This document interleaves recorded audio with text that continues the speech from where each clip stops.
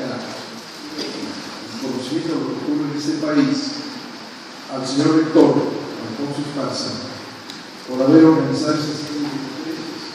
Gracias, señor rector. Eso habla muy bien de su posición como jefe de una comunidad universitaria que debe estar abierta permanentemente a todas las cosas.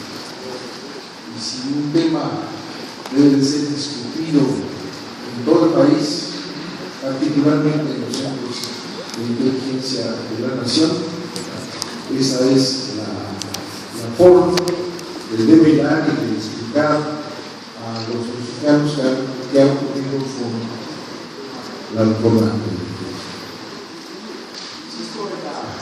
La importancia de esa apertura de la universidad de esa gran universidad histórica, porque no ocurre lo mismo en el resto del país. La reforma energética no se debatió, la reforma energética se impuso, la reforma energética no tuvo más que voceros oficiales, los medios de comunicación se cerraron totalmente a las voces contrarias al propósito del presidente.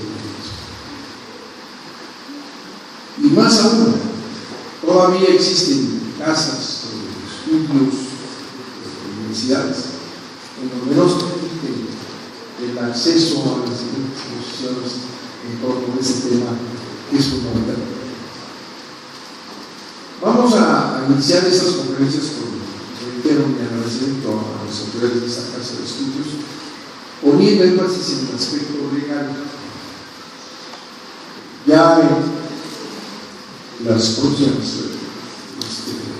reuniones y pláticas que se den, pues nos gustaría estar presentes para poder presentarles esa postura en contra de la posición oficial, que es la que nos ha impuesto sin debate, ni en los medios de comunicación, ni en el propio Congreso de la Unión, donde se dieron unas posiciones unilaterales sin permitir la discusión intensa del tema. La energía no es una materia comercial. La energía básicamente es una materia estratégica de la cual dependen los países, desde los más poderosos hasta los más modestos. Y se dice que controla la energía en un país, controla a ese país. Por lo tanto, que se haya reformado y cambiado el sistema legal que reguló la energía desde más de 70 años en México, significa un cambio de una enorme profundidad, que incluso aceptando que haya opiniones favorables a esta apertura de lo que es la reforma energética, lo que es fundamental es que se discutan, se conozcan, porque va a tener un efecto fundamental, profundo en la sociedad mexicana. Vamos a resumir lo que es la reforma energética. La reforma energética es muy simple, es quitar de la Constitución de la República los principios que establecieron después de la expropiación petrolera impulsada por el presidente Lázaro Cárdenas, el establecimiento en la Constitución de la exclusividad del Estado en el aprovechamiento, el desarrollo y la explotación de la energía. Ese es el principio esencial que tuvimos hasta hace unos días. Se añade a la exclusividad de materia de petróleo, más adelante, a instancias del presidente López Mateos, Consejo Mexiquense como planeamiento de pena, López Mateos impulsa la compra de los sistemas eléctricos que existen en el país en manos de empresas extranjeras y que no llevaban a la satisfacción de las necesidades populares y sociales del país, porque tratándose de empresas privadas, su objetivo no es el servicio público, sino el objetivo de las empresas privadas es siempre es siempre la mayor ganancia de las empresas. En consecuencia, no había electricidad para todos. Pese a estas limitaciones, el gobierno también de la época aquella de los años General Cárdenas se crea la Comisión Federal de Electricidad y empieza a sustituir a las compañías privadas que no atendían las necesidades sociales más que en los lugares en donde eran rentables. Y de esa manera se logra avanzar en la producción de energía y finalmente López Mateos ordena la compra de las empresas extranjeras, se compran y se establece también en la Constitución la exclusividad del Estado en la generación, transmisión y distribución de energía eléctrica para el servicio público. Esos principios que estuvieron en la Constitución regulando el sistema de energía dieron origen a dos de las empresas más grandes de México, a dos de las empresas más grandes y además de las más grandes del mundo, tanto Pemex, que es todavía desde su destrucción inminente. Pemex es una de las 10 petroleras más importantes del mundo y la CFE igual. Es una empresa que atiende a un país de casi 15 millones de habitantes y llega a todos lados con un objetivo de atención a las necesidades públicas y sociales. Todo eso cambia por la reforma energética. Significa extraer de la Constitución esos principios de exclusividad, dejando el principio con toda perversión de la estrategia, la energía como aspecto estratégico se queda en la Constitución, pero ya no en el sentido que establecía la Constitución nuestra, en los términos que he descrito, sino la explotación del petróleo queda en manos del privado, está abierto a la inversión privada, o sea, a las empresas transnacionales extranjeras.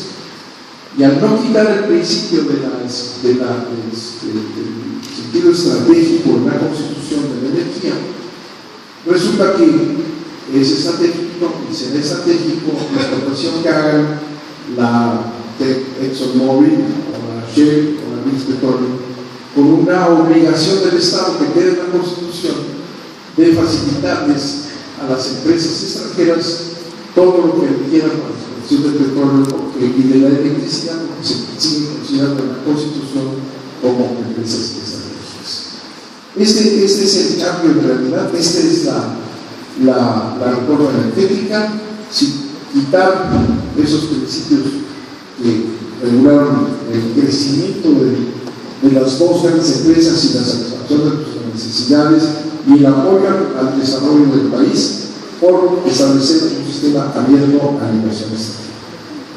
No hay la menor duda, lo hemos dicho en todos los foros, en el Senado de la República de manera reiterada, no obedeció este cambio a una necesidad del país, de ninguna manera, aunque se estuvo permanentemente diciendo que petróleo estaba muy mal, que las tarifas eléctricas muy altas. En realidad, lo que ocurrió fue el acuerdo de Peña Nieto con los intereses norteamericanos. Esa es la reforma energética mexicana. El sometimiento del presidente Peña Nieto a la presión y a los intereses norteamericanos. Si no se entiende esto, pues no entendemos nada. ¿Por qué privatizar una empresa como la Comisión Federal de Electricidad, que atiende a todos los mexicanos y que nos permite llegar hasta el último rincón con una empresa comprometida con los intereses sociales? Me tocó como gobernador de este estado apoyar a la CFE para llevar a la Sierra Negra, para llevar a lugares alejados con un gran costo para llevar la electricidad, pero como era una empresa destinada y su objetivo siendo de atender las necesidades sociales de los mexicanos, lo pudimos hacer. Eso va a dejar de ser, porque la electricidad va a quedar en manos de empresas extranjeras y empresas privadas. Lo mismo ocurre con la explotación del petróleo. Es en consecuencia de esto, una afirmación que hemos demostrado, es un sometimiento de Peña Nieto a los intereses. Tenemos los elementos para demostrar. México se fue comprometiendo sin ninguna autorización.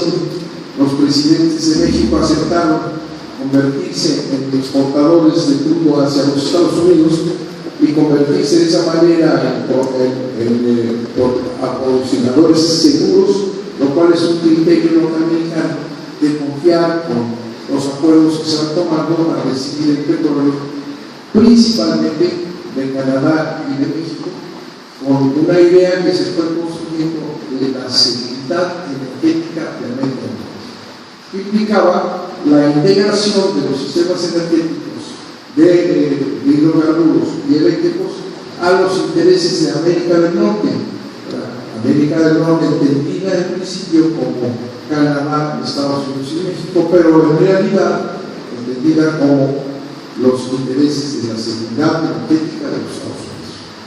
Eso es lo que se puede demostrar, y si en algún momento estaremos con más detalle, con declaraciones en el Senado de los Estados Unidos, que expresó su preocupación por atraer la producción de Cantarell, explotación de una reserva supergigante. México empezó a dejar de mandar a los Estados Unidos lo que habían acordado los presidentes sin consulta a la nación, 1,5 millones de barriles diarios a los Estados Unidos.